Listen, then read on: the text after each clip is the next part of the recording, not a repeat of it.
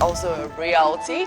So we have in the studio Princess Fumi Hancock. Good morning. Princess of Suburbia, Princess Fumi, Stephanie, Bipolar, and Again, the Princess of Suburbia, Princess Fumi Hancock. Hello, this is Dr. Fumi Stephanie Hancock.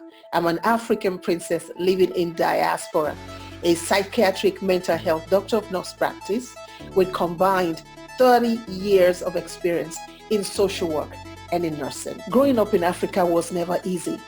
There were two things I always wanted to become. One was to become a writer and the other was to become a nurse.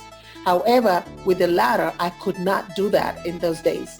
In those days, nursing was looked on as just a servant kind of a position. It was looked on as someone who had no brains, but someone who was kind of like flighty. It was looked on as someone who had nothing to contribute to the society besides carry the pants, the bed pants for physicians.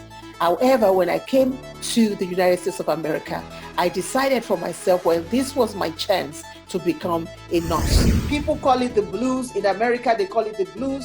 In Europe and Africa, they say, oh, it's the blues. Okay, when somebody just have a baby and the person is staying by themselves, they say, oh, don't touch her because she's going through her blues. So what happens when you are feeling down after delivering your baby? This is our topic today. This was my chance to follow my dream, and the true dreams were writing.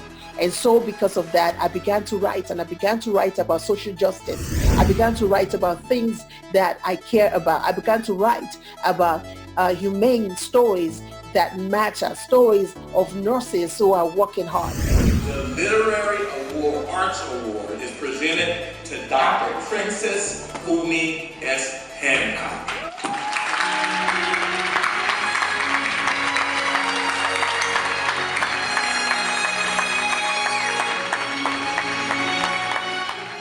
And before I knew it, I fell into social work for 16 years. And after social work, I knew that I had to do something. I had to do something besides just following other people's dream. I had to become a nurse. And because of that, I went ahead and I began to look for ways to become a nurse. And before I knew it, and now a doctor of nurse practice. Do you know what is funny about it? My family now boasts of at least 5 nurses with 3 nurse practitioners. And now nursing is quite different than what it is now. What was it before in Africa? Today, nurses are actually making strides. They're doing incredible work. And this is why I am a nurse practitioner. And so when I got to US, I always knew that I cared. I love that caring aspect of it. I wasn't sure which angle I was going to go, but I loved nursing more than medicine because I felt like nursing would allow me to actually care, where medicine is just like, just write it and keep going. And so that's how I got into nursing. And as I got into nursing, I felt like, okay, I want to be able to have my own clinic. I want to be able to practice the way I want. And more importantly, it wasn't so much for diabetes and things like that, but I wanted mental health, and that's how I got into it. Other part of it was my mother, who is a diabetic. Now, how many of you know the impact that diabetes can have? It can ravage a whole family. And my mother, who happens to be the matriarch of the family, has diabetes. And we had to find a solution. We had to find a solution to it. And because of that, myself and the rest of my sisters decided we were going to be nurses. And if we had times where we were frustrated about moving forward to become a nurse, those were the opportunities that got us to move forward to ensure that we became a nurse. And then the third part of it, the third reason about me becoming a nurse, I remember that fateful night around 12 midnight. I had lost my home. I had lost my businesses. I had lost my husband. I only had 2 children, which were 2.5 and 4. I thought that everything was over for me. I could not see my way through the dark hole. This African princess could not go back home to ask her family for help. I was reading with guilt. I was filled with shame. I was sad and I was suicidal. And lo and behold, I found myself at the Verrazano Bridge in New York, trying to plunge down the bridge. But something saved me. Someone, may I say, saved me. Someone above that I trust saved me.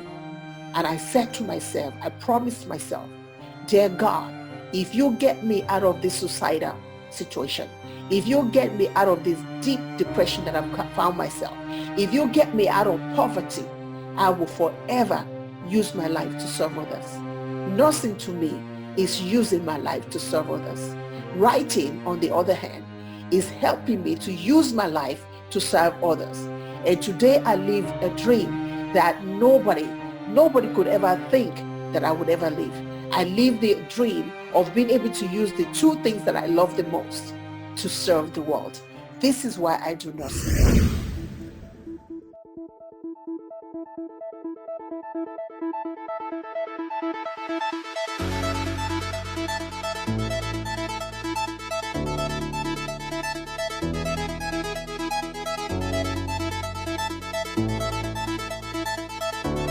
My name is Tanya Banks, and you're watching. Hi, my name is Robert Oyemese Peters. You're watching. I'm Takia Crystal Kima, and you are watching. My name is Jim Mike, and you are watching the International Diaspora Network. God bless. Thank you.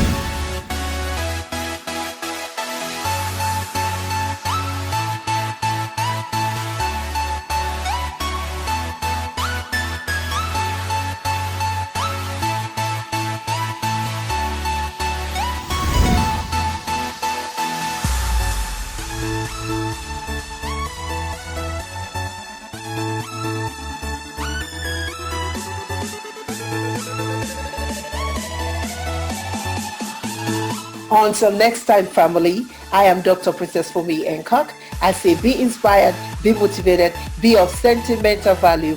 Understand that you are the hero or heroine in your life story. Do not allow anybody to write your story. And when you write your story, write it brilliantly. Until next time, bye for now.